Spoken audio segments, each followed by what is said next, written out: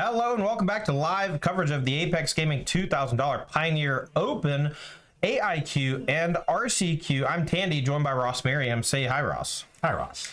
Now, we have 3 rounds in the books, 3 rounds of Swiss to go, as well as a top 8. So we're about a third away done for the day. Ross, can you tell us about the matches we're going to be watching this round and what you think about them? Yeah, so we've got 6 players who have started this tournament 3-0, really looking for one more win to likely lock up their spot in the top 8. So all 6 of those players are in our feature match area. As far as our backup features go, we're going to have Jason Taylor play against Guy Johnson. That is Auras against Mono Black Midrange. Both players received a 4. That could be an interesting matchup because Guy Johnson's Mono Black list has a ton of Edict effects. Right. Not only 4 Liliana of the Veil of the Main, he has 2 Liliana's Triumph and 2 Shieldred's Edict in his 75. So could be a rough one for Auras there. Our other backup is Cody Vandeveer on Greasefang against Evan Smith on a Mono Red Wizards, a deck that used to be one of the major players in Pioneer, has fallen off over the last year or two. Not sure how that matchup is going to go.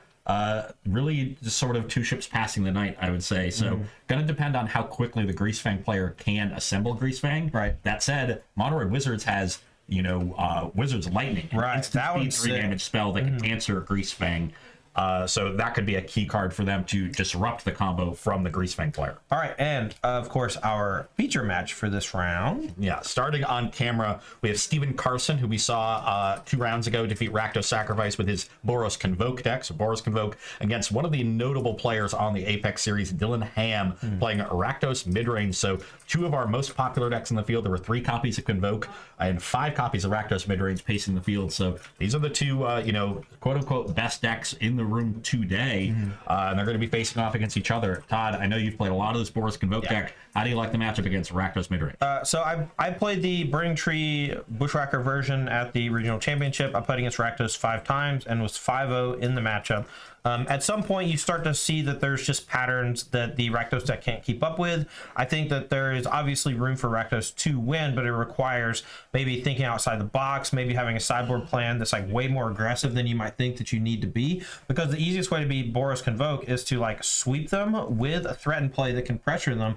Otherwise, they can just rebuild pretty easily. They have a lot of Army in a Can type cards. They have a ton of payoffs, and 1 or 2 discard spells and 1 or 2 removal spells are just like not going to get the job done. Now, you said that you played the Burning Tree Emissary version. Steven Carson is not playing Burning Tree Emissary, instead leaning more towards Clarion Spirit. How do you think that affects the matchup? I actually think it makes the matchup a bit worse for the Boros deck because you're playing a 2-drop that, essentially costs 2 mana, takes your whole turn, and it opens you up to spot removal like Fatal Push and Stomp. And while Fatal Push and Stomp do kill Burning Tree Emissary, it refreshes your mana and lets you essentially keep playing more spells, which can overwhelm someone trying to hit you with spot removal. It's one of the reasons why I like the deck so much, is because your threats oftentimes cost 0 mana, and so spot removal that costs 1 or 2 mana is just net tempo negative, and you can just overwhelm them easily. Okay, so could be a tough spot here for Dylan Ham, looking to lock up another top 8 on the Apex Invitational Series. I see our players are ready in the feature match area, so let's head down there and watch this round 4 feature match. All right, so we're going to be watching that back table. Dylan Ham's going to be on your left playing Rakdos. His opponent on the right going to be playing Boros Convoke. We are underway here for round number 4. The winner of this match likely going to be double drawing into top 8. We are around 44 players here, 6 rounds. Dylan Ham winning the die roll. That's got to be very important in this matchup. Oh, for sure. No Thoughtseize, though. You got to be happy if you're Steven Carson. Now you just got to think, okay, it's 100% going to be Fatal Push. What card do I want to get Fatal Push the most, or do I want to not play anything? Decides to go for Sacred Foundry tapped. I'm going to plan on the turn 2 couple plays, and Dylan Ham another Black Horse and passes back. So slow starts from both players. That's got to be good for Dylan Ham, because as the game goes long, you figure the Rakdos deck with more card advantage is going to take over. That said, the Boros Convoke deck has a lot of card advantage of its own with things like Clarion Spirit and especially Knight Errant of Eos. Now, the one cool thing about Clarion Spirit is that it gives the Ornithopters a little bit more to do. And so here you see the turn 2 Clarion Spirit into Ornithopter generates that 1/1 flying spirit and maybe an extra body that Dylan Ham might not be able to contain. Yeah, I see another Fatal Push in Ham's hand. And a Fable. Looks like he's going for hold up Fatal Push and play a Oh, is that a Croxa? Okay. Yeah, gonna Croxa, make him discard. Just kind of trying to restrict the overall resources of Carson. And my guess is also gonna burn a Fatal Push on the Spirits. So the Ham here playing very conservatively, had a Fable in hand, decided not to run that out on turn 3 like you would normally want to, instead holding up that Fatal Push. The push also very important for stopping potential Gleeful Demolition, which I do think there is one in Carson's hand, though it might have been the discard to the Croxa. Definitely a red card on the top of that graveyard. All right. Well, Stephen Carson looks like he drew the alternate Thraben Inspector for the turn. Maybe has a Convoke creature here. A lot of potential options. I saw a Reckless Bushwhacker, so even something as innocuous as 1-drop plus Bushwhacker is pretty good. Oh, but Gleeful Demolition about to get absolutely blown out. You got to play around that if you're Stephen Carson. Ornithopter down. Went a little greedy on it. Got punished, but still not dead yet. Has some options. Yeah, I think he's got to just run out the Surged Bushwhacker, even though it's not that impressive, because the rest of his hand is Venerated Loxodon, Thraben Inspector, and he could double spell with those next turn. Right, even triple spell if he finds another 1 mana or 0 mana thing. I think he's trying to get a little greedy with it. Doesn't even play the Thraben. Yeah, don't love that. Dillingham gonna respond with Blood Tithe Harvester. Get the blood. Maybe it's not a Thraben, maybe it's a Resolute Reinforcements, in which case I would like this play. Ooh. All right, back Stephen Carson's way. Now has the ability to play Thraben Inspector plus Venerated Luxon for 2. Yeah. I think Steven was thinking, oh, next turn I'll just go Thraben plus Surge, get a little more damage in, then I can go Luxon. But even though you're thinking you're getting more value out of the Bushwhacker by sequencing that way, the fact that you're taking the turn off means you're just getting less value out of all of your cards. Right. Because they're all coming down a turn later. Yeah, I started thinking about the Boros Convoke deck a bit differently after playing 4 or 5 leagues with it. I started to consider it way more like an affinity deck than like a traditional aggro deck. You want to essentially always be looking to build your raw resources, whether it's tokens on board position, cards in hand. You just want to essentially keep refreshing as much as you can and getting the most out of each card. Other times, though, you know, if you have the Bushwhacker with 6 creatures in play already, just explode and kill them, right? Like, but when you're playing against a deck like Rakdos, like every piece matters. It does. This is a third Fatal Push. All right. Or is that the second? That's the second. And that's played in response to the Thraben Inspector. And so without a 0 mana creature, there's no Venerated Luxon. So I imagine the Bushwhacker is going to get played this turn. But Carson does have Gigantha as a companion. Could buy that. Could crack the clue. I'm just going to buy the 5/5. The big man, the big Jeff. And I think Carson got a little too greedy with this Reckless Bushwhacker, and it is costing him dearly. Reckless Bushwhacker tends to be relatively weak against decks like Rakdos, other decks that put a lot of creatures onto the battlefield. And we're seeing here, you know, like the moment you lose all of your resources, Bushwhacker just shrinks in your hand. Yeah, if Carson had Bushwhacked 2 turns ago, then last turn he goes Thraben Inspector. You know, before playing a land, Ham thinks, oh, I need to kill a creature before you Convoke a 5-drop. Then you let that happen with the third Fatal Push. You play your land that you drew for turn. Now you get to Convoke the Loxodon anyway, and then you've got something going. This Shieldred would still be a problem, but I'd say you at least have a chance, whereas now I think the game is basically over. Yeah, Shieldred untapping, no creatures in play for Stephen Carson. Here comes a 4-point attack from Shieldred. Down to 12 is Stephen Carson. And every draw, whether it's clue or draw step, is going to deal 2 more. And into turn, we're just going to pass it up. Stephen Carson doesn't pop, doesn't do anything. Finds Legion's Landing. That one is seeing play in most builds. I've been starting to really dig Giant Killer. I'm really curious if people are going to pick up Judge's Familiar for the deck. I think the Judge's Familiar could be secretly one of the most underrated cards for that type of a slot in this archetype. Yeah, that seems to be where the flex spots are in this Boros Convoke archetype. You know, what are your extra white 1-drops? Because you've got to play the 1-drops to make artifacts for Gleeful Demolition. Right. Got to play Demolition. And so it's, you know, what are your extra white 1-drops? And then which 2-drops are you playing? Are you going Emissary? Are you going full Clarion Spirit? Are you trying to blend both of them?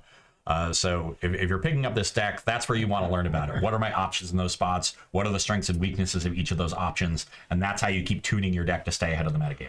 All right. Well, we tried to get the Venerated Luxon onto the table there to challenge the Shieldred, but Dillingham with another removal spell able to restrict the Convoke slightly, and his opponent Boros Convoke packs it up. Both these players are going to be heading to the sideboard. I'm going to ask Ross, who you got and what are they doing in the sideboard? Why don't you give us your expert analysis? So Stephen Carson does have the Gigantha as a companion. The other 14 cards, we see 3 Forge Devil, 2 Invasion of Gobakon, 1 Pithing Needle, 3 Rending Volley, 1 Surge of Salvation, 2 Wear Tear, and 2 Wedding Announcement.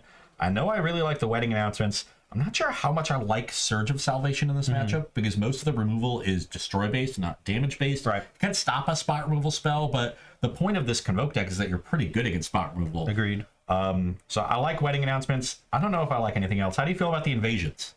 I think Invasions are more for like your combo decks. It's good against creativity because you can hit a sweeper from them or you can hit their payoff. Against Rakdos, the things you're hitting are all like pretty generically cheap, just the way that the deck is built. You know, like if you're taking a Shieldred, sure, you're making it cost a little more. The strength of the Gobakon card comes from the Light Shield Array, putting counters on your creatures, and then becoming this like lock piece that essentially just counters Supreme Verdict or Anger of the Gods or whatever. Personally, I'm not a huge fan of Gobakon in the sideboards because I don't think that you need help against that many sweepers, and a lot of the sweepers in the format just exile or negative your stuff, like Extinction Event and Temporary Lockdown. Yeah, and in particular, Extinction Event is the one that is most common in the Rakdos Midrange sideboard. It's what we see in Dillingham sideboard, so I agree with you. Don't like the Invasions. I think just the Wedding Announcements here coming in for Stephen Carson. One thing about Gobakon that I do want to talk about, because it is ubiquitous among sideboards, and I think I'm like the only person who doesn't play them in my Boros sideboard.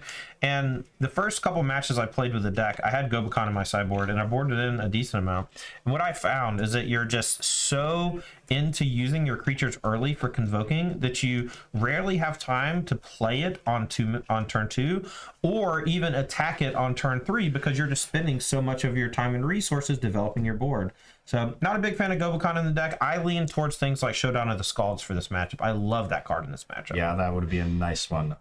Looking at Dillingham sideboard, we do have those 3 copies of Extinction Event I mentioned, 3 Duress, 1 Hidetsugu Consumes All, 2 Cultman's Command, 2 Noxious Grasp, 2 Reckoner Bankbuster, and 2 Unlicensed Hearse. Yeah, I like the Hidetsugu Consumes All. I like the Extinction Events, but I think that's it. All right, so players here are drawing up their opening 7s. Dillingham took down game 1, so Carson going to be on the play if that's his choice. Let's see if he wants to keep this opening hand. Yeah. Looks like he did bring in Gobakon. I saw a tilted sideways card, but both players going to be taking a quick mulligan and shuffling up for 6. I could also see Noxious Grasp coming in if you want more 2-mana removal. Is better. It seems better than Dreadbore to me. Just being an instant and gaining you a life could matter. So it's probably better. I see 2 Go for the Throat, 2 Power Word Kill, and a Dreadbore in the main. Noxious Grasp is probably better than Dreadbore and one of the others. Or maybe you just want to go up on 2-mana removal. Yeah, I'm not sure really how I would be sideboarding in this matchup from the Rakdos side of things. I haven't really played against a configuration that felt scary for me. My build and the way that I sequence and play, though, is a bit different than what Steven's been doing.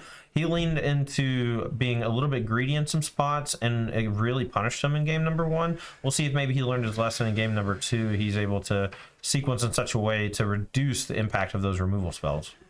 Yeah. Looking at the hands here, both players look to be keeping 6. I see a Resolute Reinforcements on Carson's side. Looks like a second one. Ooh, going for the turn 1 Demolition. Okay. That's nice to get it out of the way. No chance of a removal spell breaking it up. Yeah, and those 3 Goblin tokens could be pretty strong here for a potential turn 2 Convoked creature. And we're back Dillingham's way for his turn number 1. Facing down those 3 Goblins. Do you have Thoughtseize? Do you have a removal spell? So we have, looks like a Giant Killer drawn for Carson. I'm not sure if he has a second land, though.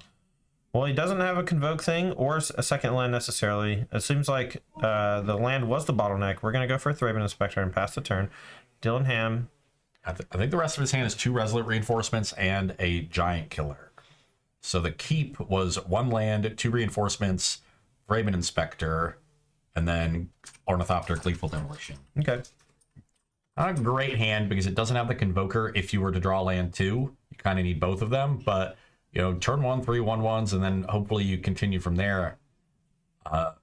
Is still a reasonable draw. So now we see Bloodtithe Harvester from Dylan Ham, and that is going to hold back this entire army of 1 power creatures. Yeah, I found that if you don't have one of those payoffs, the Venerated Luxon, the Bushwhacker, or the Knight Errant of Eos, a lot of these really aggressive starts can get brick walled by just a creature with like 2 or 3 toughness. One of the reasons why I think Rogues is actually a pretty bad matchup for Boros Convoke, because they're Soaring Thought Thief, a 2-mana 1/3. The threat of that coming down to block your stuff is just so backbreaking when you're trying to do the nickel and dime plan. At least against Bloodtithe Harvester, you can potentially set up a Bushwhacker and probably force a trade. And now, even if you don't kill them on that turn, the battlefield is clear for you to keep chunking in, maybe finish them off in a couple turns. But against the 1/3, Bushwhacker is probably not going to be good enough. Okay, so Dylan Ham blocks the Thraben Inspector, takes 3 damage from the Goblins. Carson deciding to throw away the Thraben to deal a couple damage.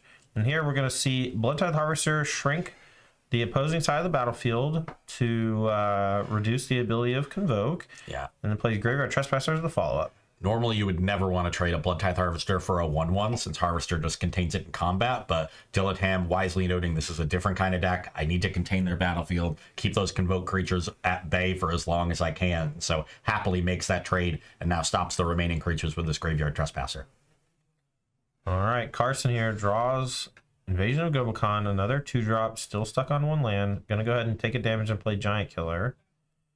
I believe just gonna pass the turn. Dylan Ham stabilized. Not a great finishing by Steven Carson. Had a nice turn 1 with the Gleeful Demo, but kept a 1-lander and was massively punished. 4th land for Ham. Trespasser gonna come on down. You know, on a 6-card hand, you got to take some risks with your keeps. Carson took one here, and it just didn't pay off. I mean, it happens. You have to have a stomach for playing decks that keep 1-landers. It's something that I've done basically my whole life. Here's another Bloodtithe Harvester that can check a 4-power creature next turn if that is the play from Carson. So now even another Convoker might not be good enough. And there's a Noxious Grasp. Yeah. Good call on that one. Takes out the Giant Killer. Back Carson's way. Has 2 Ornithopters in hand. If he had one of those Convoke payoffs, he could do it, but doesn't have it. Still no second land. Multiple Resolute Reinforcements. Gobekons, other 2-drops rotting in hand. Dylan Ham looks like he is well on his way to cashing his top 8 berth.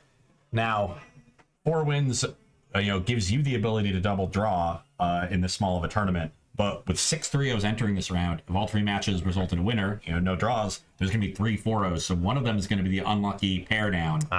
So not 100% yet for these 4-0s. They got to, hope to be part of the 2 that get to shake hands at table 1 instead of the one that's battling against a 3-1.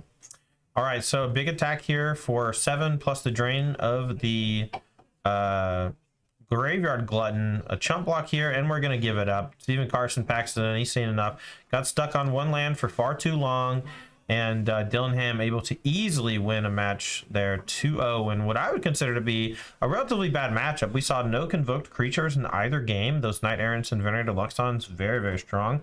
But mostly you're just seeing the fail rate of the deck, right? You have to mold a 6, keep a 1-lander, and you just die. Yeah, I think game 1, it was 2 judgment calls that didn't go for Carson. One was running the Gleeful Demolition into a potential fatal push. The other was not running out the Reckless Bushwhacker for minimal value. He tried to hold it and get more value from it later. Wasn't ever able to do so. But yeah, game 2, just a non-functional draw there on 6 cards against a solid 6 from Dylan Ham.